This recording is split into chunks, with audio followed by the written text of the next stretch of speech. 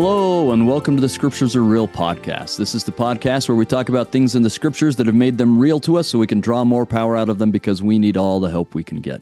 I'm your host, Kerry Mulestein, and I'm so happy to have with us Sherilyn Farnes. Thanks for being with us, Sherilyn. Oh, thank you for having me. It's a pleasure to be with you. Well, we're grateful you would be with us. Sherilyn, this is her first time on the podcast, so let me tell everyone a little bit about Sherilyn.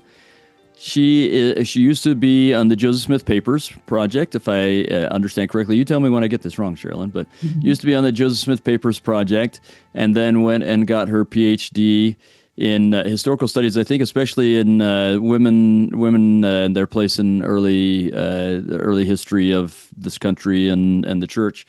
Am I getting that right? At Texas Christian University, right? I did go to TCU, and focus was on borderlands, so border crossing, and so Western Missouri, Jackson County, and then across the border into what becomes Kansas. So geographic, religious border crossing. But women are in there, so they're a part of it. So thanks for mentioning that. Okay, well, I must have misheard that somewhere, but anyway, and I will say that I encountered your work when I am a huge fan of Edward and Lydia Partridge, really huge fan, and I just can't get enough. And so as I was trying to find out, and I had some questions, okay, when did they do this?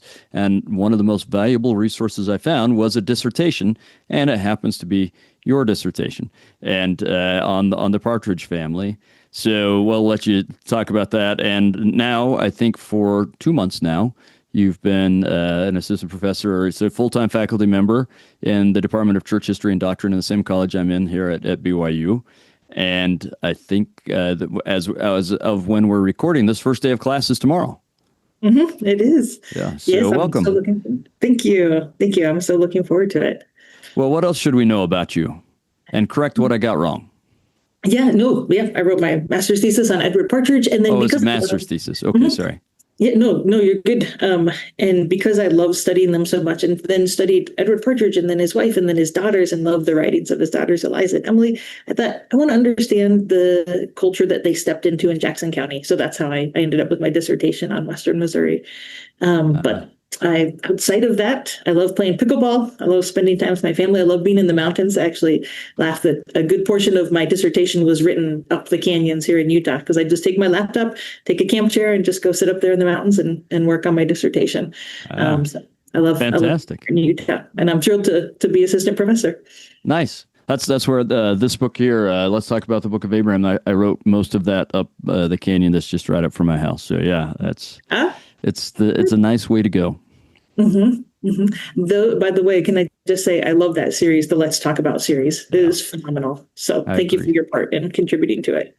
It was good fun. Anyway, well, this week is an interesting and wonderful set of revelations, as they always are, and we will encourage everyone again. We hope that we help you and are an aid to you in understanding the revelations, but you got to get into the scriptures to get into those revelations themselves.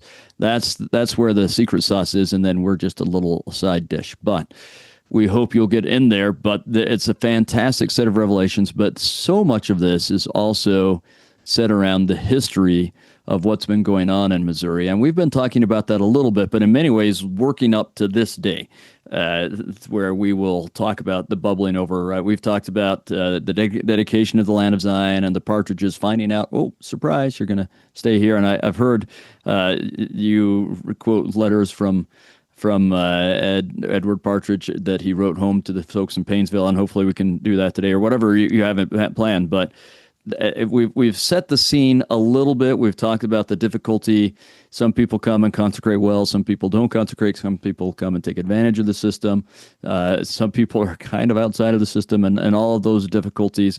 But really building up to this. So today's a day where both the revelations and the history can speak volumes. There's no way we can do as much of either one as either one of us would like. But what we can do, let's do it and have fun. I mean, it is when we get into the lives of these people that it becomes real. So let's make this real. Where would you like to start? Yeah, I am super excited that you asked me to come and specifically talk about these sections because, we were talking a lot about Edward Partridge. But as I was looking at this group of sections, right, 98, 99, 100, and 101, the theme that really stood out to me was families, right? Mm-hmm. As we're talking about, there's an interesting quote from Joseph Smith as he's talking about what's going on. We often talk about these sections as relating to the persecution in Missouri, but there's persecution in Kirtland. And so Joseph Smith, as he writes in his journal, he says, this man that's persecuting the church, Dr. Flastus Hurlbut, he says that this man sought the destruction of the saints, and more particularly myself and family. And then as the saints are kicked out of Jackson County, you have them looking for their families and making, did my family get out? Did my neighbors get out? And then 99 and 100, of course, pertain to John Murdock and taking care of his family. Yeah. And then John Murdock's another hero of mine. So he and Edward Partridge are two of my favorite church history characters. Anyway, sorry, keep going. No. We could talk about him for a long time on that, and I hope we get to talk about him. But yeah, and then Joseph Smith and Sidney Rigdon are worried about their families. And then Section 101, when the saints actually are forced out of Jackson County and they're on the borders, and the people are just, where's my family? Is my family okay? I don't know. As I was thinking about it, I was just thinking about really kind of the theme of your podcast, that the scriptures are real, that we may not be physically being kicked out of our homes, but yet we worry about our families and we care about our families, and whatever our family looks like. I'm not married. I don't have children, but I have siblings. I have nieces and nephews. I have parents. I have, extended family. And that as I read the scriptures, often I find answers of what I can do to help build relationships with my family and to care for my family, even with things that aren't written there. But I love that these verses specifically are talking about how they can care about their families. So that was I just wanted to mention that. That was kind of something that just jumped out at me as I was thinking about these four sections all together, kind of our bookends of persecutions, and then the two middle ones specifically directed towards how do you take care of your families. Fantastic. And you're right. I hope not too many people. There are people somewhere right now who are being persecuted for being a member of the church, but hope not too many are going through some of what happened here. But there is some kind of difficulty, trial, different form of persecution or something that is happening for everyone in their family. And so I love that you're highlighting that. That will make it real as we look at these principles that will apply to us, even if we're not being tarred and feathered in Jackson County. Yeah. But speaking of Jackson County, I thought it might be helpful to kind of step back and say, okay, what's the situation? What's going on here? And so we have DNC 52. So jumping back a ways, a couple years before, it's from June 6, 1831, and it calls Edward Partridge and others. You can see where my focus is, calls Partridge and other people to go to Missouri. And yeah, like you mentioned, he writes this letter back, or I think you just referred to it, but he writes a letter back, when I left, I had no intention of staying in Missouri, but surprise, he was called through Joseph Smith by the Lord to stay in Missouri. And so he writes this really poignant letter back to his wife in August of 1831, dear Lydia, essentially, we've been asked to move here permanently. Can you pack up the house and our 5 daughters and move here this fall, or whenever you think best? If you think best to come later, come later. But will you come? And he says, we'll have to suffer some privations. They had a pretty comfortable home in Painesville. He was there. They had 5 daughters, and he says, we'll have to suffer some in ways that we hadn't been, accustomed to. But I think he's talking about lack of material possessions and comforts, not knowing, of course, the persecution that would come. He's pretty well respected in Painesville. And so it is quite a shock to get to Missouri and to, just have a different environment. And, you probably talked some about this already, but it's right on the edge of the kind of the settled part of the United States. Yeah. And so it's more of a frontier town. Some people that visited said, oh, it's like a century behind the times. There are stores, they have things, but it's not quite settled the same way that Painesville or anywhere back east is, so with the creature comforts that a lot of them were used to. And so the Saints start moving there in the summer of 1831, and tensions start to build. There's conflicts, there's economic conflicts, there's political conflicts. The Saints are mostly, Northerners and more against slavery. And then religiously, they are, believing in a prophet. They're believing in new scripture. And so they start having a lot of conflicts with the Missouri settlers who were there. And this kind of, as you know, like bubbles over in the summer of 1833 with Edward Partridge being tarred and feathered. And we can jump in, we can tell that story for a little bit, if that's okay. Yeah, let's do it. Okay. And maybe I'll just kind of remind our audience, some of these stories I did a little bit on our Patreon website, but mostly we've done them here. But to tie two together, as you talk about Edward Partridge going down, that's when, and you mentioned Section 52, and we had all these sets of missionaries. They were called to go down there together, and Joseph is going with Sydney, but they end up going a bit with Edward and with, is it Ezra Booth, I think, is with them. In any case, the other part of this story, and I read some of his journal account from this, Hiram and John Murdock are called to go, but they go and preach to some of the Smith family in Detroit. And then on their way down, this is when they go through these swamps and everything, and they get sick. So they miss the whole dedication and everything. And as Joseph and company are leaving, John and Hiram are finally arriving. They cross paths. But that's the story of setting it up that my audience might remember. And then we have this long time of just trying to get Zion going. One of the things I've just am passionate about this year, I'm trying to help people understand the Missouri era and how it integrates with the Kirtland era. We kind of think of them as two separate things, but they are happening together. So you've got the School of the Prophets, and some of the presidency down in Missouri are up for the School of the Prophets and things like that. So they're constantly going back and forth. Sometimes Joseph and others coming from, and we've had a couple of revelations coming from Ohio down into Missouri, but more leaders in Missouri going up to Ohio. But you've had this 2-year struggle of trying to get consecrated finances down there to buy land for all the saints who are showing up. And as I said, some within the system and some bucking the system. But all of that has added to what you are talking about. And also that cultural contrast. I can't remember where, but I remember one time reading, I think it was one of the settlers that were already in Missouri. And I'd actually, I'll pause all right if for a minute, if it's okay, and ask something that I've heard and understood and even talked about on this podcast, but given your dissertation topic, you will be the one to tell me if I'm right or wrong about this, that because that Jackson County independence is like right there on the border of not the United States anymore, that you have kind of some rough crowd there that can hop across the border if there are problems and escape being within the territory. And so it just lends itself to being a little bit of a rough crowd because it is a border town. Is that accurate or?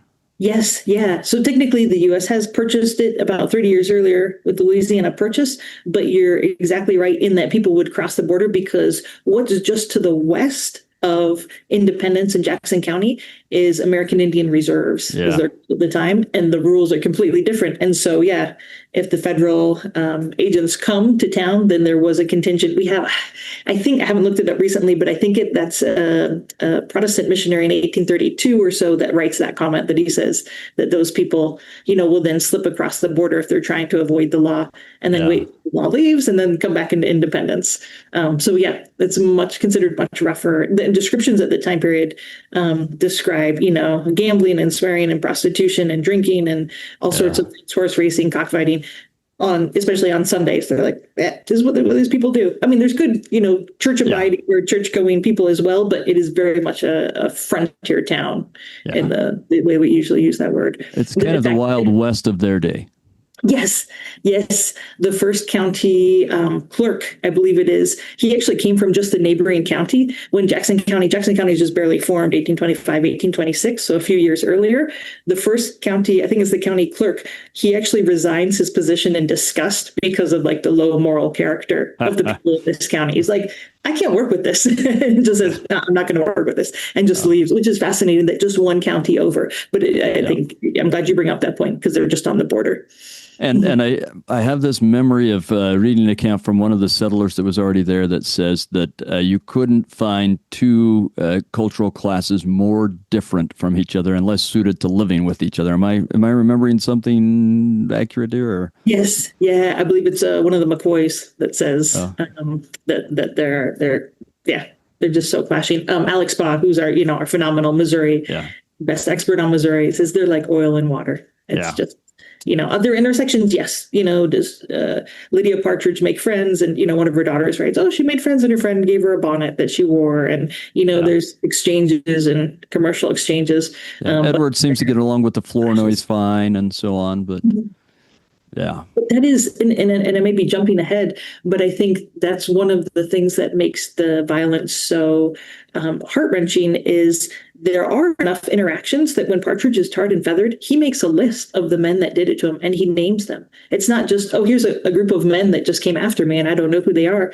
It's, oh, yeah, there's the men that I traded with, that I walk past in the street, that I, live next to, that I shop in the same stores at, that I go to the same blacksmith, that he knows these men and they're the ones that beat him up and tar and feather him. But I might be jumping ahead. What else? Yeah, because no, that's great. Let's jump in. I just wanted to get us for we often kind of gloss over the 2 years of trying and get to the year of failing. And failing may not be the right word, but the year of eruption.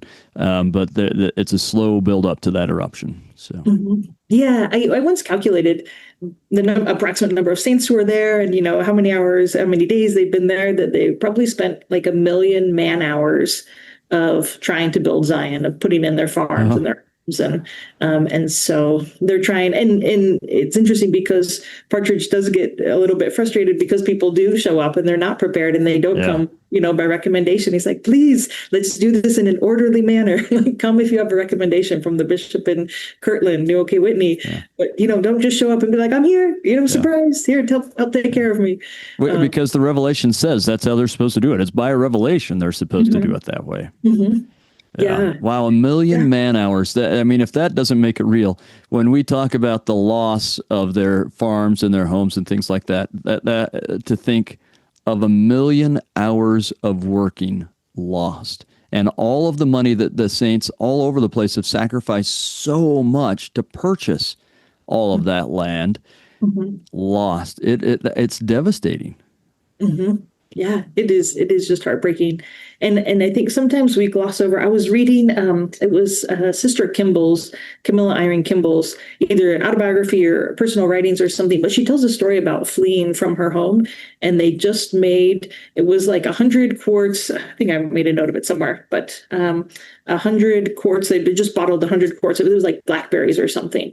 And so she talks about, we left our home, we left our, our possessions, our furniture, and the 100 quarts of blackberry, and just that tangible, picturing all that work of just doing 100 quarts of blackberries left behind or whatever. I don't remember the exact fruit that it was, but it was, it makes it more real that I think we sometimes forget. But yeah. When you get these accounts of they're burning their hay and so on, and we forget how much work that was and how much they depended on that for their cows, which was a huge part of their survival. Right? You just hear burning hay. Oh, that's terrible. No, that's burning your livelihood and all the man hours you put into that. And anyway, yeah. Yeah, like probably will move in the next few years, closer down to BYU. And when I move, though, I'm not going to build my house from scratch. I'm not going to, find a plot of land and, literally me personally, like put the logs in and put everything in. And the saints, when they move, they're generally building their homes from scratch. And so you're not just leaving your home. It's like literally you've built it from scratch. And so that's real. Yeah, but yeah, so then they try, and then things start to boil over in the summer of 1833, and there's tension, there's conflict, and eventually a mob gathers, and there's a few different angles we can tell the story from. I think one of the angles that to me is the most poignant is the children. And Emily Partridge talks about the kids gathering together in a home. And at first the men would gather together because they start realizing, okay, there's going to be some armed conflict potentially. So the men would gather, but the women and the children would just stay in their homes. They're like, we're safe. Like, who's going to attack women and children? Well, sometimes or when they started shooting into and attacking and harassing the women and children left alone, then all of a sudden the women and children start gathering together. Partridge's home becomes kind of a center place. And Emily talks about the kids at the time sometimes just waking up screaming like, the mob is coming, the mob is coming. And so they're gathering together. And July 20th, Edward Partridge is home. His wife has just given birth. They've got a little 3-week-old son. He's got 5 daughters and now his son. He had a son that passed away at birth. So his first surviving son. and a group of men come towards the house, about 50 men, and Emily writes that her mom sent her and her sister to the stream. And I've always wondered if Lydia saw those men coming and said, I don't want my little girls to see what's going to happen. So she said, hey, go down to the stream and get water, and the girls turn around, they see the men surrounding their home. And so they don't go back. And they wait, but the men come and they take Edward Partridge, who just goes with them. He's like, also, I think potentially saying, I don't want my family to see whatever you're going to do. So he's like, I'll come with you. He goes with these men, and they take him to the square, and they beat him up, and they tar and feather him. And Partridge writes something. I have some of his own words as he describes this experience. Yeah. Is it all right if we before that? Is it all right if we talk about like the meeting just before that, where they give him time and so on, and then they go over to the Phelps home and all of that? Is it okay to set that stage as well? Yeah. And I can, or you can, whatever you would rather. No, go ahead. Yeah. Okay, and you know it better than me, so correct me where I'm wrong, but they have called Edward Partridge and some of the other leaders to the courthouse, and they've said, you all need to leave. And he says, I'd like to be able to correspond with Joseph Smith about this, and I think he asked for 30 days. Is that correct? Or they asked for it's something like that, because it's like 30 days, and then it's like, okay, what about 2 weeks or 10 days? Yeah, 10 days. So okay, we won't be able to correspond with them, but I'd at least like to talk to the other members around here. Can I have 10 days? And they say, you have 15 minutes. And so he goes home. I believe that W.W. Phelps also runs home. Now, I'll remind our audience that we've talked quite a bit here about the literary firm. And the importance the church has placed in investing in this press that is just kind of if you're at the courthouse, I guess if you're let's see here, it'd be to the east, just a couple blocks east is where Phelps lives, and the second floor has the printing press where they've been trying to print all these things God has commanded them to print. They've been printing a newspaper, they've been printing the Revelations. And the mob goes there, and they grab, now I've forgotten his wife's name. Sally Phelps, isn't it? And they grab her and throw her out, and the kids run out. They start to tear it down, and there's a child still in the house. And one of the mob members gets him and allows him to leave, but they're tossing the press out the top and then knocking the foundational logs out so that the house will fall. And this is where you get the story of saving some of the Revelations, and you've got Elizabeth Rollins, who's and her sister are hiding with it and so on. Although other people, I think Phelps actually had grabbed some, and so it would have survived anyway. But you got to admire the absolute courage and conviction of those two little girls who are hiding in a cornfield, afraid that they will die. And so you talk about the point of view of the kids. This is serious trauma. If those Phelps kids will remember, I can't imagine that they won't remember this for the rest of their lives, that people come into your home and throw you out. And I think the account is that they grab Sally by the hair and they're tossing her in. Can you imagine seeing your mother do that? Or the Rollins girls hiding while men are threatening to kill them and hiding through the cornfield. This has to have a traumatic effect on you. So did I get the story correct? Or one detail on Mary Elizabeth Rollins and her sister, right? I think that's fascinating because Mary says to her sister, and they're like 13, 14 years old, or 13 and 12, somewhere right around there. She says, let's go get the commandments, right? They call them, they were going to publish them as the Book of Commandments. What becomes the D&C. Well, all those revelations, they usually called commandments. Right, that was what they called them. So anyway, sorry, keep going. Exactly. Which I think people say, why'd they call it the Book of Commandments? Because people come to Joseph when they wanted a revelation, say, can you get a commandment for me? Yeah. And I want to know what does the Lord want me to do? Exactly. And so, and her sister says they'll kill us, and she's like, let's go get them. And I love. There's a great story which maybe you've talked about with Mary when she gets a copy of the Book of Mormon. So we're kind of jumping back in time here. Yeah. Well, great. And we haven't talked about this. Oh, okay. So she gets a copy from Isaac Morley. So they're living up in the Kirtland area before they moved to Missouri. And she borrows it. And her dad, Mary's dad, had died on Lake Erie, it might be, or Ontario, but he died in a shipwreck. And so she and her brother and sister and her mom live with her aunt and uncle, who are Sidney Gilbert and his wife. And I didn't realize Sidney Gilbert was their uncle. That's her uncle. Yeah. So I know there's all these neat connections. Yeah. And I'll just remind our audience, he's part of that United firm that is like the financial cow, as it were, the cash cow to, although not huge amounts of cash, but still the point of it is to be able to keep the literary firm going so that they're getting the Revelations published. So he had been a partner with Newell Whitney, and then he goes down with Isaac Morley and Edward Partridge and opens a store there, so that they have a store in both places and this press and so on. I love Sidney Gilbert, and his wife is Phoebe, right? So am I remembering correctly?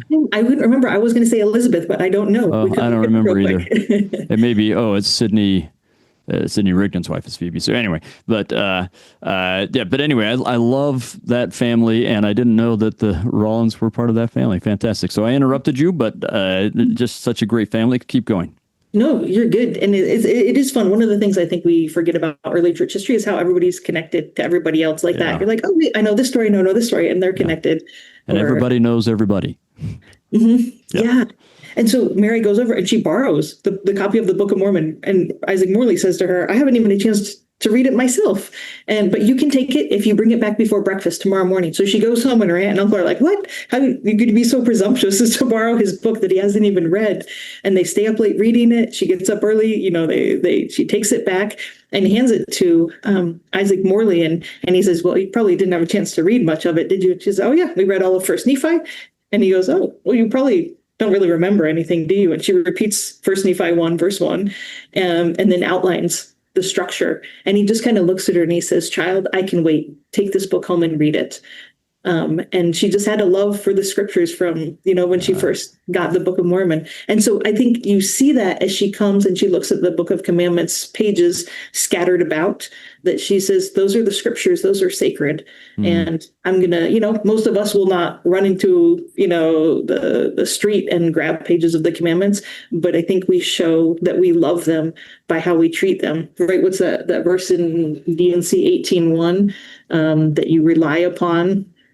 I give you a commandment that you rely upon them. Here, let's actually read it. D&C 18:3, where they're told, and if you know that they are true, the commandments are true, behold, I give unto you a commandment that you rely upon the things which are written, right? We show our love for the scriptures and how we treat them. And so, so Mary, she's one of my heroes. And she spoke at BYU in 1905. So that's kind of a fun fantastic. Joseph Smith's time and in our day as well. Fantastic. So that's going on. I hadn't heard the part about a child being in the house or Sally being, dragged by her hair. So I'd love to. I hope I'm remembering that correctly. I heard Alex Baugh. I was with him in those places once, and I made mad notes as he told stories as they just roll off the top of his head. But that's one of the things I wrote down. So if I wrote it down correctly, then that's accurate, but who knows? But anyway. But I have thought about your comment exactly of the children, and I thought about Sally Phelps as I talk about this with my students. I say, maybe they probably didn't use the words PTSD, but how long does it take for you to be sitting in your house and not kind of have in the back of your head, is someone going to break down the door? Is someone going to come to my house and, kick me out of the home? Yeah. And apparently accounts of in Missouri, there was an account that said that they throw the printing press out the window, and it has those little tiny pieces of type, right? Every single letter is an individual piece of type. Yeah. That they said for years, people found the little pieces of type in the streets just because, you can go around and pick up every single piece. Wow.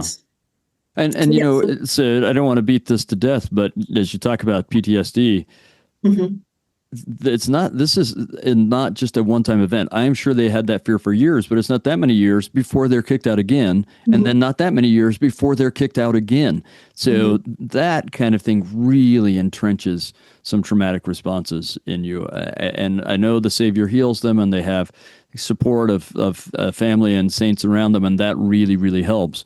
But there is no doubt this has an effect on the children. Yes. Yeah. And I like that you're mentioning the children, especially. Eliza, so Partridge's oldest daughter, Eliza, she leaves her home in Painesville to go settle. That was a peaceable departure, but, through her father's calling. But then they're kicked out of Jackson County. They're asked to leave Clay County. Essentially, the residents of Clay County, come to the saints and say, you've been here for 3 years after you left Jackson County. can you please leave? We don't want to get up a mob. We will if we have to, but we don't want to get up a mob. Could you just leave? So then they move up to Caldwell and Davies counties. They're forcibly evicted there. They're forcibly evicted from Nauvoo. And one of her final diary entries, Eliza Partridge Lyman, is bought some land to build on. And I've just always wondered how those early days of being forced from her home made her crave in her later years. So most of her adult life, she is in Utah, but she, probably craved having a stable home. Yeah. She's a plural wife and, struggles to support herself. And so you just think that, probably some long trauma. But like you say, the Savior can heal. And she always said, nope, like I support this church, this gospel, and like I will go where I'm, asked to go. And so jumping back to, then the events of July. And so, the same day that Partridge is tarred and feathered, the printing press is destroyed, the Phelps are kicked out of their home. And it was one of his counselors was tarred and feathered also, isn't that correct? It's a man named Charles Allen, who we don't really know much about. And that's one thing I thought I should study him and just write a little article about. Who is this other person? I think my sense is it's someone that just kind of is caught in the wrong place at the wrong time, because he's not one of the church leaders of the time period. Oh, okay.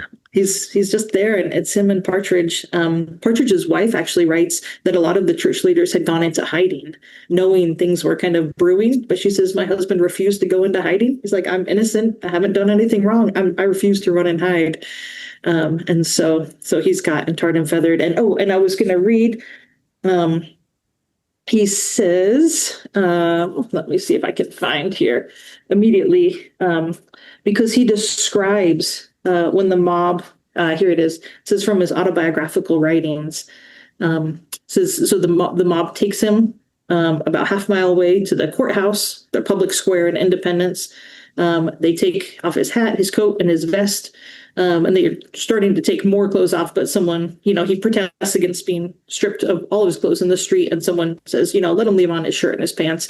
Yeah, and one of the mob members. Right? Yeah, which is, pretty nice. Yeah. They put tar from his head to his foot and put feathers on him. And he says, all this because I would not agree to leave the county and my home where I lived 2 years. But then this is the part I think it's interesting. He says, before tarring and feathering me, I was permitted to speak. I told them that the saints had to suffer persecution in all ages of the world. I had done nothing which ought to offend anyone. If they abused me, they would abuse an innocent person. I was willing to suffer for the sake of Christ.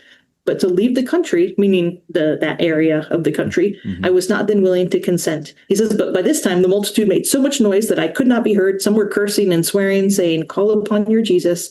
Others were equally noisy in trying to still the rest, that they might be able to hear what I was saying.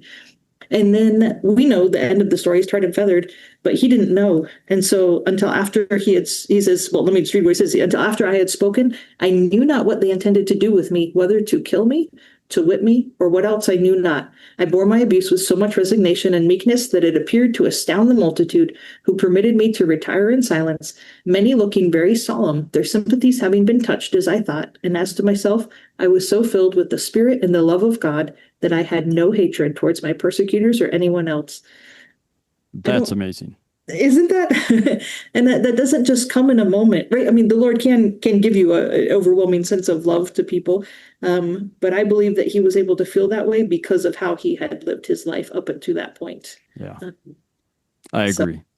And I mean, he talks about, and I think it was true at the time, that it mollified them to some degree. There was some compassion, but that didn't last, or at least didn't affect everyone, because the mob is out hunting people for quite a while, and it's a several-month process of expelling the saints from Jackson County.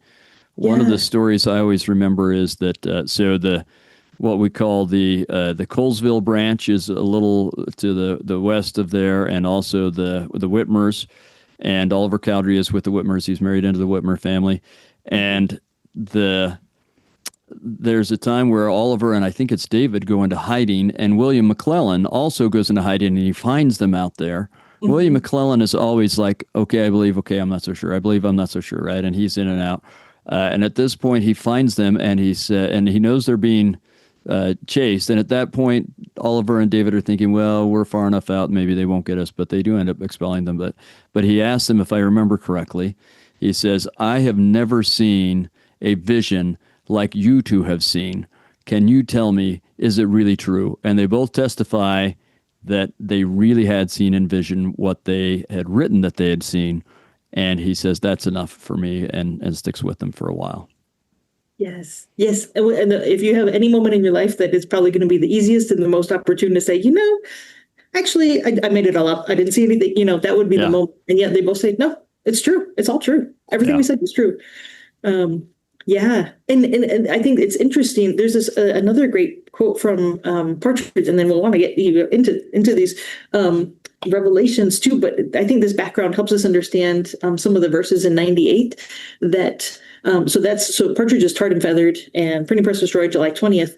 And then they say, we're going to meet again in 3 days. So July 23rd is then where they have the meeting where they say, okay, like you need to decide, are you going to leave the county? Are you not going to leave the county?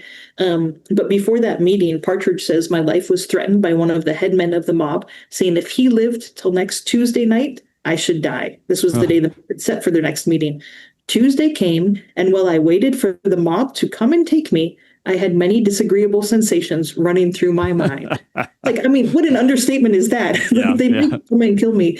But in this really interesting and beautiful, I feel like kind of flipping the script, Partridge and 5 other men, as they meet with the mob on that Tuesday, the mob says, okay, will you agree to leave the county? And one of the things they offer is these 6 church leaders say to the mob, here's the deal. You can take the 6 of us and you can do whatever you want with us. You can kill us, you can whip us, but just don't hurt anybody else. Promise you won't hurt anybody else. And that's Edward Partridge, John Correll, Isaac Morley, John Whitmer, W.W. Phelps, and Sidney Gilbert.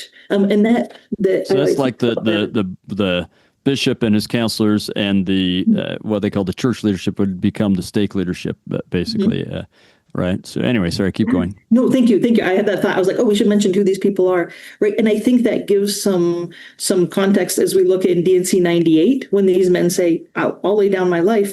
That verse 13, well, let's do 12 and 13, D&C 98, 12 and 13. For he, the Lord, will give unto the faithful line upon line, precept upon precept, and I will try you and prove you herewith. And whoso layeth down his life in my cause for my name's sake shall find it again, even life eternal.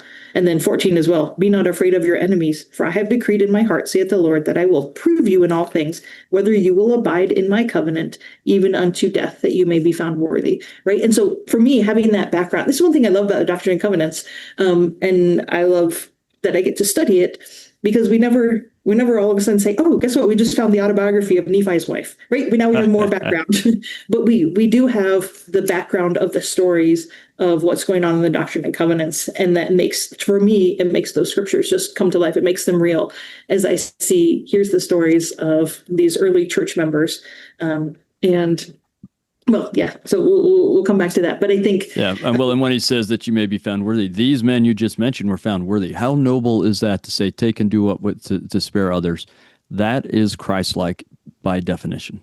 Mm-hmm. Yeah, and I think it's how they were living their lives, to say, what can I do to further the kingdom? Like, I care so much. I care more about my individual family and the family of saints that, just tell me you'll not hurt them. Yeah.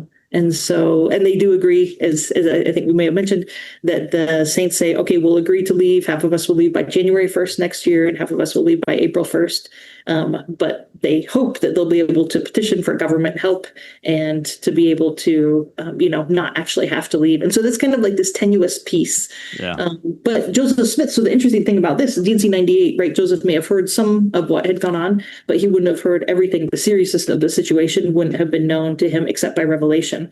And so D&C 98, the Joseph Smith Papers introduction says, hey, it can be talking about the conflict in Kirtland, and it can be directed towards the saints in Missouri as well. And so you see kind of this potential, dual purpose, which I think also it's for us as well. Yeah. This revelation is about 2.5 weeks after the tarring and feathering.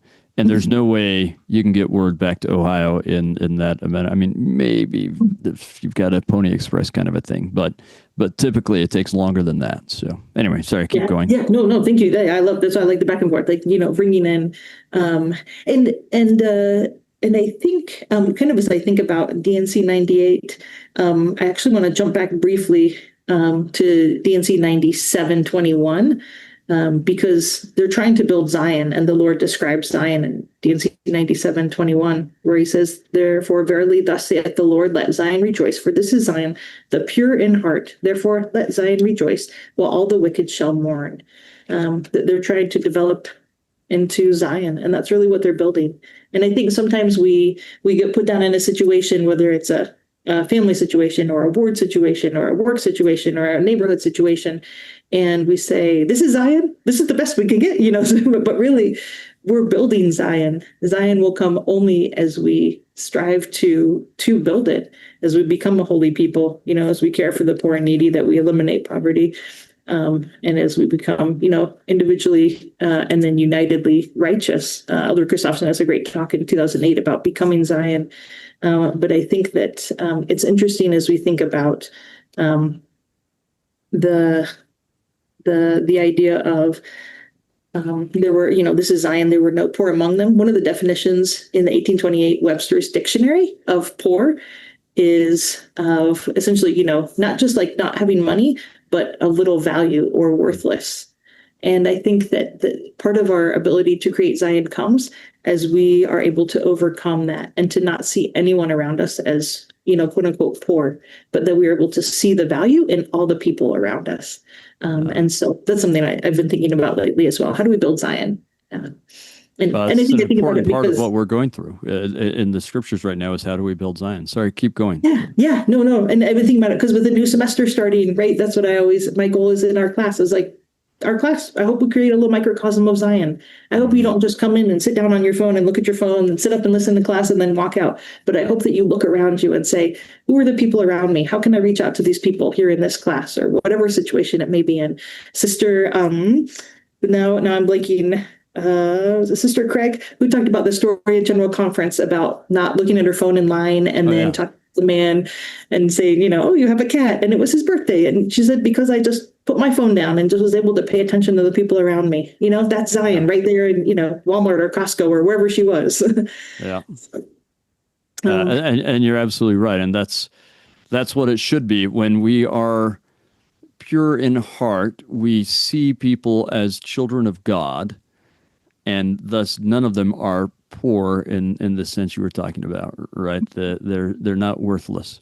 Mm-hmm. They're not of lesser value. And I think that is an essential component in building Zion. Yeah, it makes me think of Elder Bednar gave a devotional at BYU about being quick to observe. And he talked about that the Spirit can help us see the good and the evil in ourselves and in others. To be warned of, okay, there's evil, I need to stay away, but to see the good in other people, to see their potential. I remember, sometimes as I look at my students at BYU, because as you mentioned, this is my first semester as a full-time assistant professor, but have taught for the past 3 years a full-time load. And I just remember looking at one of my students one day, and it was just like for a moment, he was making a comment or something. And it was like I could just see into the future, and I could see, what he would become. Not necessarily, this is exactly what he would become, but kind of potential. This is what he could become. And it was just one of those moments where I felt like the Lord let me kind of see, these are the people you're teaching. These are the wonderful, C.S. Lewis says, to live in a society of gods and goddesses, that's what we will become.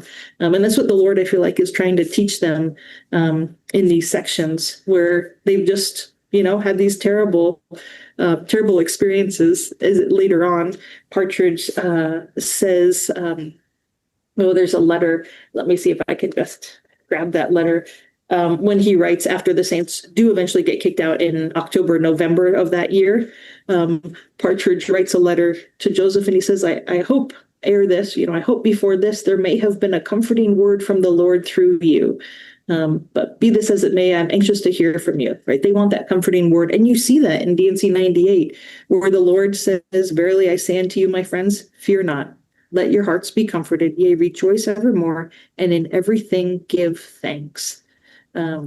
that I think, and well, we can come back and talk about, but verse 2 as well, waiting patiently on the Lord, for your prayers have entered into the ears of the Lord of Sabbath and are recorded with the seal and testament. The Lord has sworn and decreed that they shall be granted.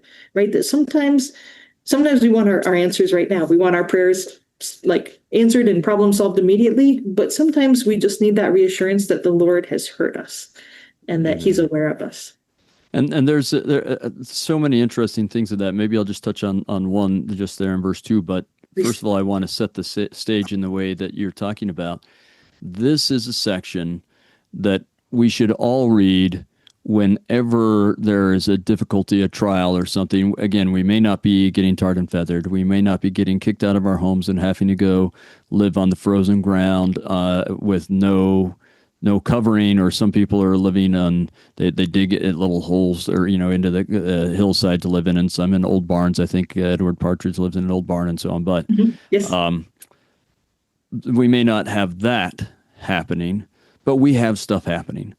And we can go and read this. Now, I'm going to read verse 2 again, and I want people to think of verse 2, what these people have gone through and are going through and will go through for the next few years. And have that in mind and think of how that might apply to whatever it is you're going through. I'm just going to, you mentioned the Lord of Sabaoth. That is the phrase for hosts or armies. Like, I think the best translation of that is the Lord of armies. Mm-hmm. And when he says that, he is reminding us, I do have power and I will come. It's a second coming kind of phrase. I will at some point come with my hosts or my armies and make all of this right. But that's in the future. I just want you to remember who I am when I'm talking to you and what I will do. So keep that in mind as we read this again, and think of your own trials and say that, well, I'll read verse 1 and 2. Verily I say unto you, my friends, fear not. Let your hearts be comforted. Yea, rejoice evermore, and in everything give thanks. So hard to do when everything is falling apart, as it sometimes is in everyone's life. Waiting patiently on the Lord, for your prayers have entered into the ears of the Lord of Sabaoth, and are recorded with this seal and testament. The Lord hath sworn and decreed that they shall be granted. Now we know that's not going to be for a while. Maybe it's all in the second coming. I don't know. But still, that's so powerful. He says, be comforted, rejoice, because maybe not this moment, but eventually I come and I make this right. So you should be giving thanks right now and rejoicing right now, because you know, if you really believe and have faith, you know eventually I take care of all of this. I love that. Thank you for adding that in, because as I read that, I was like, oh, I know it's not Lord of Sabbath, but I'm not sure how to pronounce that. So thank you for sharing that interpretation. I didn't realize that it means hosts or armies. So that's cool. And it really is a second coming kind of laden kind of phrase. So yeah. Well, and it makes me think about how when the Savior came the first time, people expected him to come with the armies, like right then, like, okay, great, deliver us from Rome. Here you go. Come on. This is what you're supposed to do. And he doesn't. He says, no, says, wait patiently. Yeah.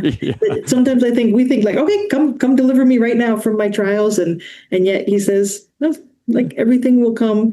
Like in verse 3, like all things wherewith you have been afflicted shall work together for your good. Like it will work out. It will be okay. As I was rereading these in preparation to chat with you today, I remembered as I read verse 1 of giving thanks. Remember Elder Uchtdorf, then President Uchtdorf, gave a talk, and I pulled one quote from it. He talks about being grateful, and he says, I might have mixed up all my pages here, but basically the gist of his talk. I must put it somewhere else. Here it is. He says, so I thought of Elder Uchtdorf, then President Uchtdorf's talk from April 2014, where he says, it's easy to be grateful for things when life seems to be going our way. But what then of those times when what we wish for seems to be far out of reach? Could I suggest that we see gratitude as a disposition a way of life that stands independent of our current situation. In other words, I'm suggesting that instead of being thankful for things, we focus on being thankful in our circumstances, whatever they may be. And I've just always remembered that. They said it's good to count our blessings at another part in the talk. He's like, we can be thankful for things, but just this idea of just being thankful in our circumstances and not just, oh, I'm grateful because I have X, Y, and Z blessings. Yeah. And so that was another thing that I was thinking about. And that's powerful. I know, I mean, looking at this, and I'm not comparing myself to them at all, but I know when our family had its greatest trial that we've had thus far, I should knock on wood somewhere, but that I was very comforted and immensely grateful that I could keep turning to God. I prayed more than ever before. They were more heartfelt prayers than ever before. But there was real gratitude and comfort in knowing I can turn to God. There's nothing I can do about this particular situation, but there is someone I can turn to. That's beautiful. Again, we want people to jump into the scriptures themselves. And I hope what will happen for our audience is that because of the stories that you've told them, that these verses will be real.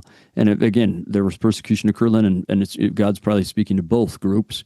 He's like that. He can cover a multitude of things in one sentence. But I hope that we will read that thinking of them, just really dive into these verses, this whole section, but especially these first verses, and see how it applies to you in your trials as well.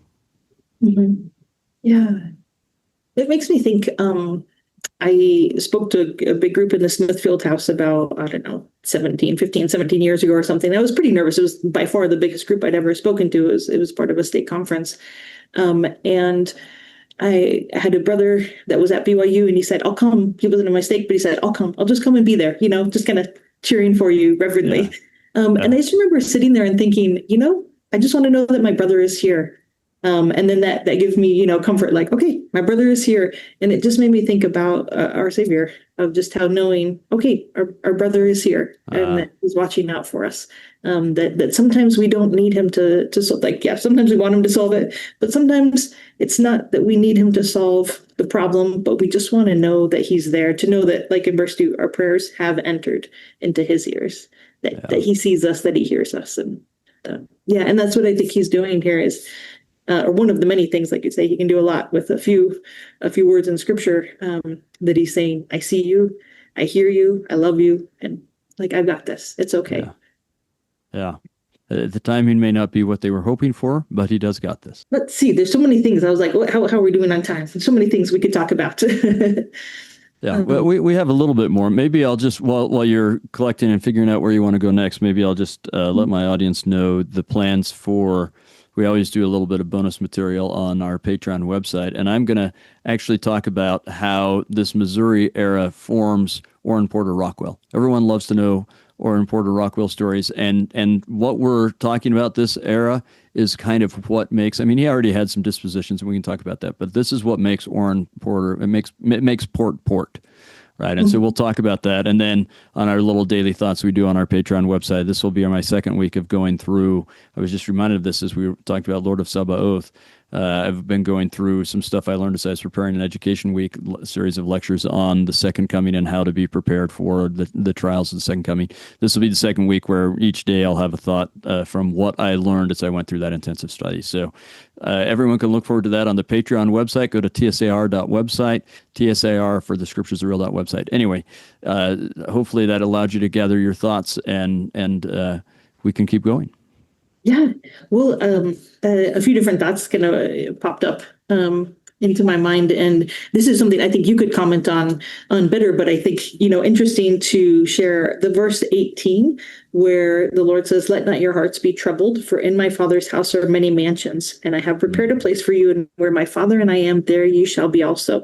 I remember when someone first explained to me the biblical practice of, or practice in biblical times of building on to your father's home when you got married. I can take a stab, but I feel like you would probably explain it better if you want to. I'm happy to. So, especially during the Savior's Day, and like, for example, we have lots of examples of this in Capernaum, which is where he spent a lot of time during his ministry. So we know what's happening there and so on. But it was a common thing, what we call insulae, where you'll have someone who builds a house and it has a little courtyard, and then you just keep building around and onto that. So you're surrounding the courtyard and more houses. So it becomes basically a family compound. And you'll go out to the courtyard, and that's where you'll have like grinding stone and stuff, and people would make the meals together. And I don't know how much everyone ate together, but sometimes significant portions of them were eating together, maybe sometimes all of them. But even if they weren't going to eat together, the women were out working together and so on. But you had what became a whole bunch of little houses that were all really part of one large house that had large family units together where they could take care of and support each other. So, yeah, when you say in my father's house there are many mansions, I think this is part of what is being drawn on, and the idea that we are part of God's family and God's household once we've made a covenant. And covenant is mentioned a number of times. I always have to shout out covenants a number of times in this section. And once you are part of the covenant, you're part of God's household, and he's going to have this place for us to have each other's backs. But in the end, ultimately, it's him that has our back. Yes, I love that. I think I knew you would explain it much better, but I just love that imagery. And when somebody explained that to me, I thought, oh, this makes so much more sense now. In my father's house are many mansions. I mean, I prepared a place for you. So yeah, I love that. There was verse 8 I was thinking about okay, I keep thinking about this. So can I share a quick story? You mentioned Rockwell.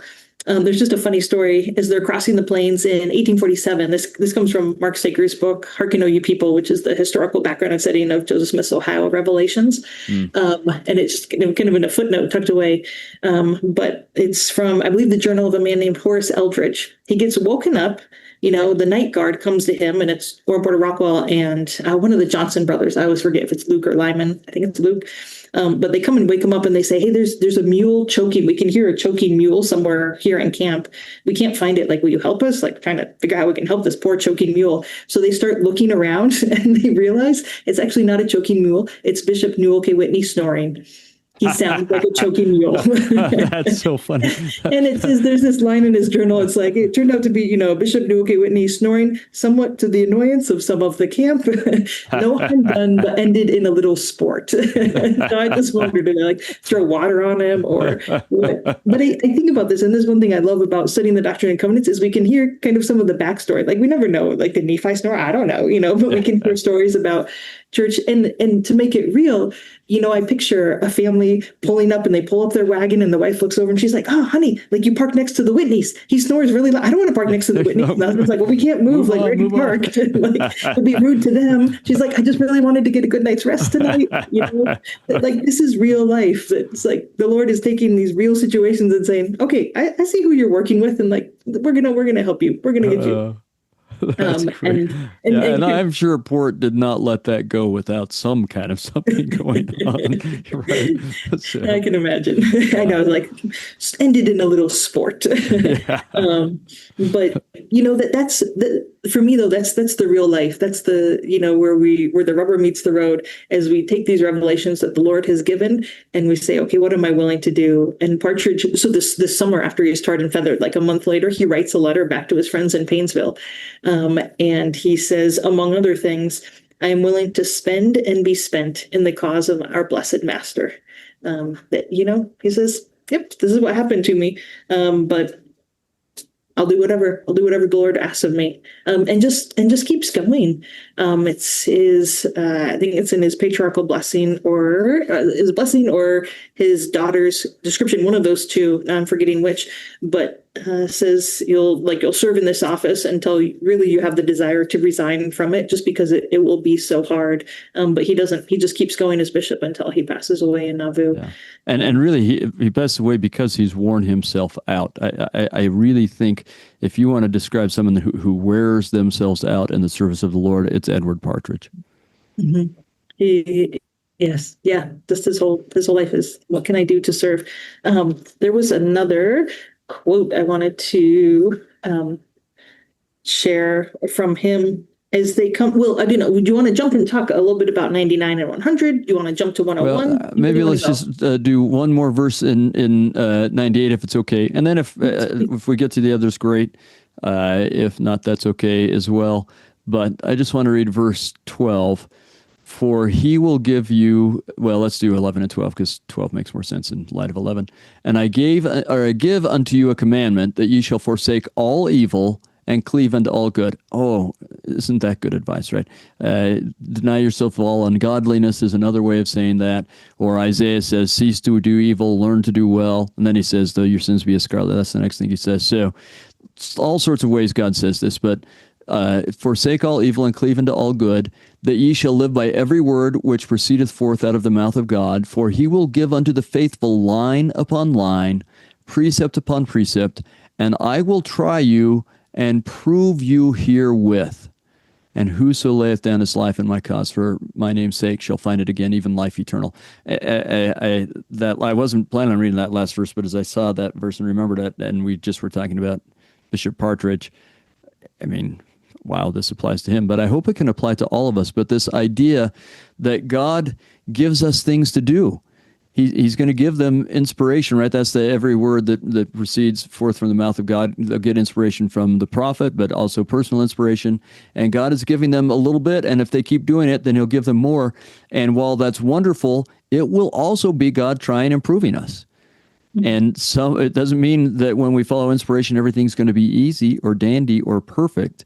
It means God's going to keep leading us along, helping us to dislike evil and love good all the more, as we had in section 88, that light cleaveth unto light and truth unto truth. That's what he's trying to get us, is to become the kind of beings that forsake evil and cleave unto good, and some that will inevitably have to have painful things in it.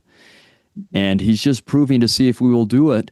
But the way this ends, if we keep up with it, is eternal life. And that's a pretty good deal. A phenomenal deal. Yeah. Yeah. Anyways, so. No. That actually makes me think kind of the verses where the Lord is talking about the law of the land. He says, you should do what I command you, and verse 4, and then verse 5, that law of the land, which is constitutional, supporting that principle of freedom, maintaining rights and privileges, belongs to all mankind, and is justifiably before me. And then verse 6, he talks about befriending the law with the constitutional law of the land.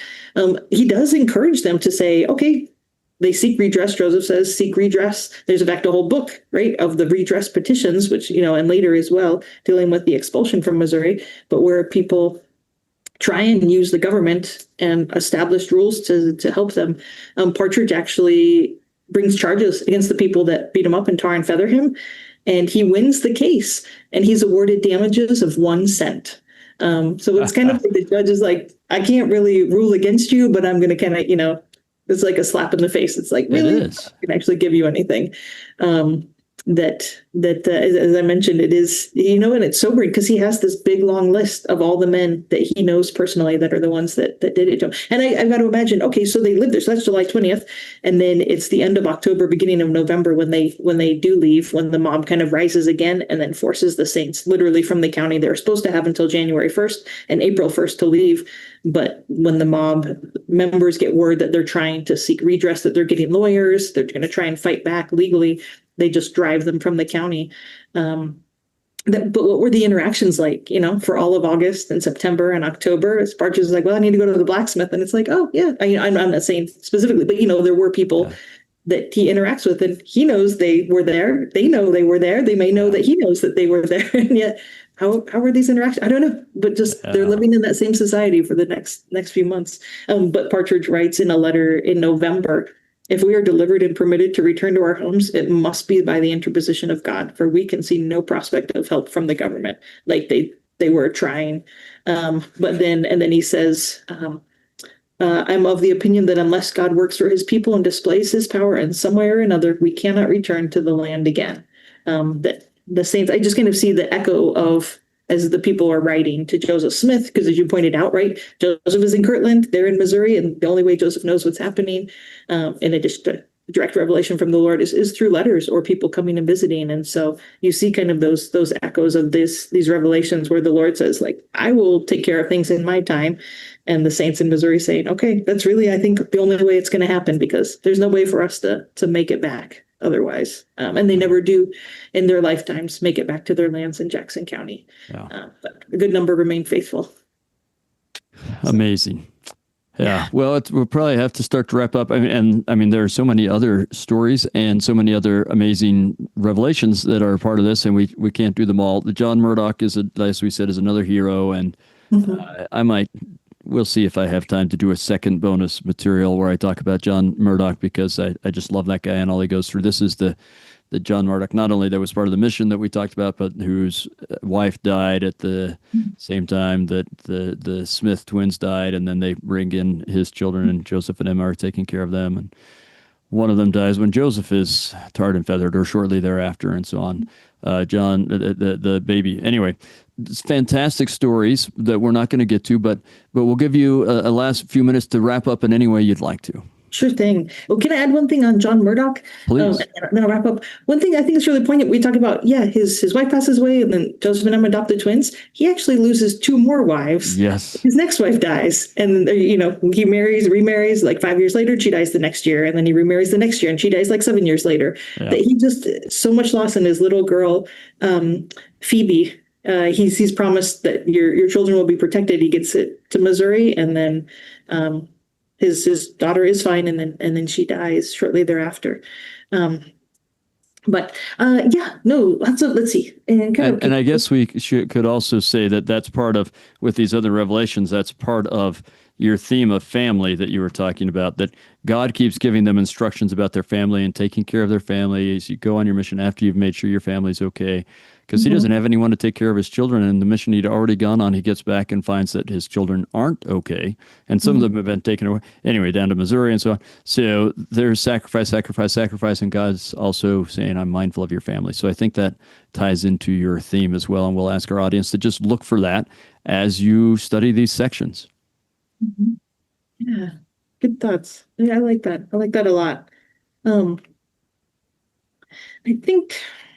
think with kind of, just thinking about kind of overall thoughts is really coming back to, that theme of family, that is DNC 100 is Joseph and Sydney on a mission, and just worrying about their families, and just their desire to know that their families are okay.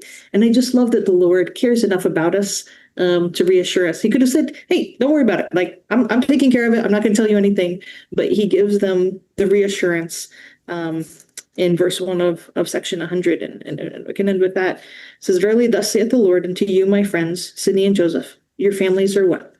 They are in mine hands. I will do with them as seemeth me good, for in me there is all power. That we may have family members that we worry about, and that really they're in the Lord's hands. And I remember praying about somebody that I was worried about, not actually a family member, but someone I cared about, and just having a really strong feeling of the Lord saying, they're my son, and I'm watching out for them. I'll take care of them. And everyone has their agency, right? In section 99, it talks about receiving and rejecting, right? We all choose what we're going to do in our own individual relationship with the Lord. But we can receive that reassurance that the Lord cares for us, and that he cares for our families, and that he's watching over them, and that he loves them even more than we can, even more than we realize. And that's one of the things that I'm very grateful for with the revelations, is how they help me see who the Savior is. They help me see his loving kindness and his reassurance and his mercy, and the way that he not only loves me, but loves all those that I love and everyone else as well. And I'm grateful for that. That's beautiful and just powerful. It's such a beautiful ending. I should just let it end there, but you've reminded me of two stories that I have shared on the podcast before, but I think they bear repeating. They're just, for me personally, at least, so powerful. I'll have to do it. I'll also say I did look up when you said Sydney. I looked up Sydney Gilbert's wife's name. It's Elizabeth. But anyway, so I'm glad we resolved that. I feel like it's important. We got to remember her name too. So thank you. There are a lot of Elizabeths running around in these stories, so it was a very common name at the time. Anyway, I also remember one time praying, just pleading with the Lord and saying, please help my daughter, and getting the strongest answer, she was my daughter first. Of course, I'm going to take care of her. She's my daughter. And then a colleague of ours who shared a story with me where he said that he was praying and praying for his children and said, I've done everything I can to save these children, and getting the very strong answer, you don't save these children. That's what I do. That's my job, and I'll do it. And that's worth remembering, those two things. As you said, they are his children. Our family is his family, and he's the one that's mighty to save. He's the Lord of Sabaoth, and he does hear our prayers, as we've said. Just thank you for sharing all of this and making it all come home for us. That was beautiful and wonderful, Sherilyn. Thank you. Thank you. Thanks for letting me be part of this. I appreciate it. It's just good, clean fun. It's a pleasure. We also want to thank our audience, and we'll plead with you to share this with people. Please do it online. We'd love comments. We'd love, downloads, likes, reviews, and sharing online is great. But more important, share with someone individually, if possible in person, but in whatever way you feel inspired to share. But find someone that you share something you learned with, that you were inspired by or about, and share with someone in some way. We want to thank those who help us. Everyone helps us, and we're grateful for everyone. I want to mention in particular one of our recent donors who became one of our executive producers, James Park, and his family. They've been so kind and helpful in a number of ways. Really, really wonderful supporters. We're grateful for them, but just grateful for everyone, and today especially grateful for the spirit we've felt as you've taught us, Sherilyn. So thank you, and thanks to all.